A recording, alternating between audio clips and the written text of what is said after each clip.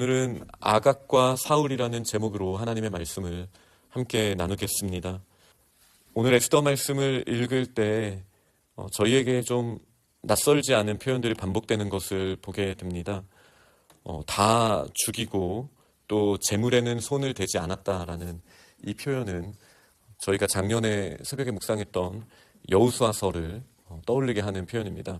그때 이제 헤렘이라는 거에 대해 저희가 몇 번을 나눴었죠. 하나님이 명령하셔서 진멸하게 하시되 이제 재물은 손을 대지 못하게 하셨던 그런 내용이 있습니다. 그런데 이 헤렘은 사실 아말렉에게 먼저 명령을 하셨던 겁니다.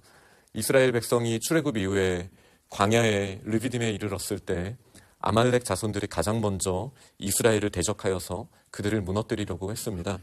하나님의 나라가 이제 막 시작하려고 할 때 전쟁 경험도 없었고 제대로 준비된 무기도 없었던 그들을 공격했던 아말렉에게 하나님께서는 매우 분노하시고 그들을 진멸하라라는 명령을 내리셨던 게 시작이었습니다. 그러나 그 가장 역사적인 정점에서 그 일을 감당해야 했던 기름 부음 받은 베냐민 지파의 왕 사울은 하나님께서 승리를 주셨음에도 이 아말렉의 아각 왕을 살려두었죠. 그리고 그를 살려두었을 뿐만 아니라 그의 재물들 중에 보기 좋은 것들을 남겨두었던 장면이 사무엘상 15장에 나옵니다. 제가 어제도 말씀을 잠깐 나눴던 내용이긴 하지만 이 면에서 사실 사울은 하나님 앞에 순종하는 왕의 모습이 전혀 보여지지 않았고 결국 하나님의 영이 사울을 떠나는데 가장 큰 원인 중에 하나가 또 되었던 것을 저희는 잘 알고 있습니다.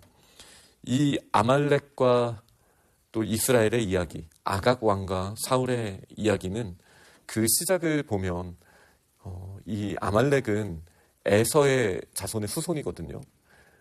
그러니까 아주 옛날에 야곱과 에서의 이야기로까지도 올라갈 수 있는 정말 오래된 이야기라고도 할 수 있습니다.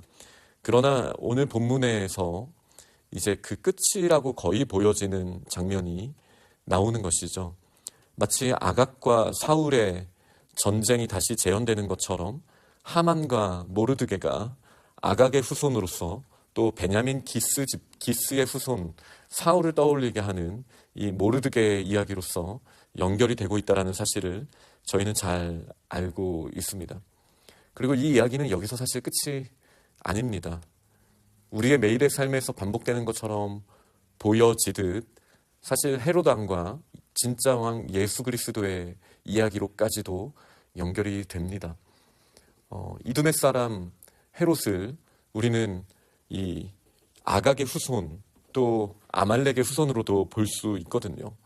결국 하나님의 말씀에 순종하지 않은 사울의 이 마치 쿨해 보이고 멋있어 보이는 이 장면, 적국의 왕을 살려주고 그 좋은 그 소와 양을 하나님께 제사드리기 위해 내가 죽이지 않았다라고 말했던 이 이야기, 그리고 사무엘이 거기에 대해서 순종이 제사보다 낫다라고 답한 이 이야기는 단지 지금으로부터 3000여 년 전의 한 사건이 아니라 이 에스더의 때에도 이어졌었고 2400년 전에도 이어졌었고 2000년 전 예수님이 오셨을 때도 여전히 유효했던 이야기일 뿐만 아니라 현대를 살아가는 저희들에게도 반복되어지는 주제라는 사실을 저희는 기억해야 합니다.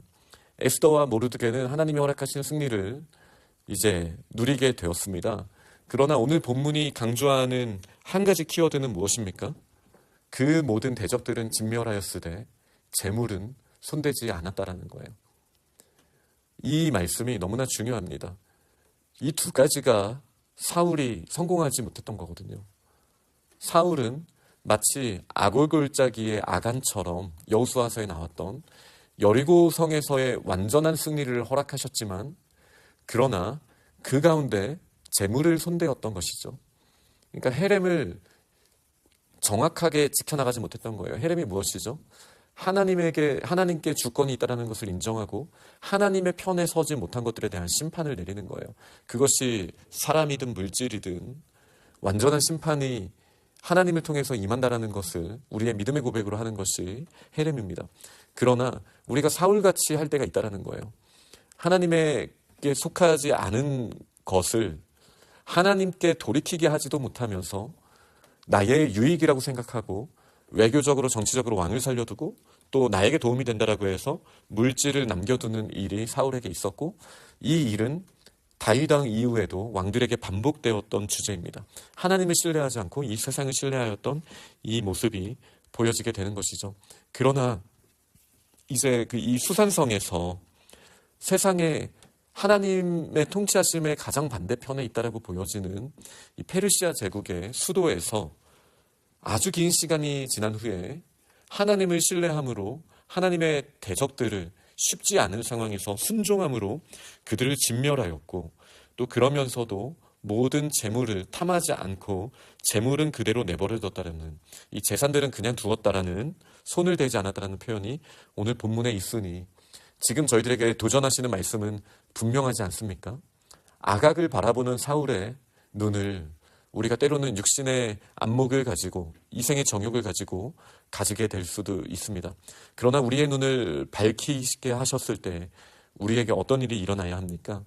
순종한 에스더와 모르드게처럼 우리의 눈이 밝아지고 하나님의 말씀에 순종할 수 있는 저희들이 될 수 있기를 원합니다. 우리는 그런 모습으로 나아가야겠습니다. 그러나 이 헤렘이라는 주제는 저희를 여전히 불편하게 하는 주제이죠. 한 가지 저희가 오해하지 말아야 할 부분이 있습니다. 가장 먼저 제대로 된 헤렘은 여리고성이었습니다. 그런데 이제 여리고성에 이제 그 성에 속했던 모든 사람이 정말로 다 죽은 것입니까? 라는 질문을 했을 때 하나님의 편에 돌이킨 자들을 하나님께서 그의 날개로 보호하셨다라는 사실을 라합의 후손들을 통해서 우리는 알 수 있게 되는 것이죠. 라합의 가족들을 구원하셨으니까요. 이 라합의 자손 중에 다말도 있고 그리고 보아스도 있고 예수 그리스도가 있다라는 사실은 하나님께서 말씀하시는 이 헤렘이라는 것이 단순히 혈통적이고 문화적인 것이 아니다라는 것을 또한 깨닫게 하신다라는 것을 저희는 기억해야 합니다. 여리고성이라 할지라도 하만이라 할지라도 또 아각이라 할지라도 그들이 진정 회개하고 하나님 앞에 돌이킬 때 하나님은 그들을 헤렘에서부터도 구원하실 수 있는 분이라는 이 사실을 저희는 기억해야 합니다. 그러니 이 두 가지 사이에서 저희는 치열하게 질문하고 우리가 하나님 앞에 무릎 꿇으며 지혜를 구해야 하는 거예요. 왜죠? 우리가 살아가는 이 세상 가운데 아말렉의 모습은 지나친 폭력보다는 오히려 상대주의나 포스트 모던의 모습으로 교묘하게 순리를 영리로 바꾸는 모습으로 우리 옆에 잔재해 있기 때문입니다. 그럴 때 우리가 가져야 하는 모습은 무엇입니까? 하나님 앞에 제대로 세워지지 않는 모습에 대해서는 우리가 늘 깨어서 사울처럼 넘어지지 않게 해달라는 기도를 하며 분별하는 지혜가 저희에게 필요합니다. 그러면서도 그들을 진멸하는 모습은 라합이 하나님 앞에 무릎 꿇으며 돌아왔듯이, 그리고 악한 왕 므낫세도 하나님 앞에서 회개하며 나아갈 때 하나님이 용서해 주셨던 것처럼 그들이 그들의 마음의 중심을 다시 하나님께로 향하게 되고 돌이키고 복음을 받아들이는 모습으로 나아오게끔 저희에게 하나님께서 맡겨주신 사명이 있다라는 것. 그러니까 진리를 무너뜨리려는 세상의 악의와는 우리는 타협할 수 없죠. 그러나 그 사랑을 가지고 그들을 그 무너질 수밖에 없는 영원한 심판 가운데 빠질 수밖에 없는 그들을 이끌어내는 사명을 감당해야 한다는 이 사실을 우리는 마음판에 새겨야겠습니다. 말씀을 맺겠습니다. 아각과 사울과의 싸움에서 사울은 자기가 뭘 잘못하는지도 모르면서 무너졌습니다. 그러나 이 교훈은 우리에게 정확하게 이제 남아 있습니다. 에스더와 모르드게처럼 이 아각의 자손, 하만의 자손을 완전히 진멸하면서도 재물에는 욕심을 내지 않았던 것처럼 하나님을 의지한다는 것, 우리가 다시 우리의 마음판에 새기며 정확하게 하나님의 편에 서되 예수 그리스도께서 가르쳐 주신 말씀처럼 우리가 진리를 붙들면서도 죄인들과 함께하며 그들에게 진리의 기회를 줄 수 있는 그런 믿음의 사람들이, 또 지혜로운 믿음의 사람들이 다 될 수 있기를 간절히 축원합니다. 아멘.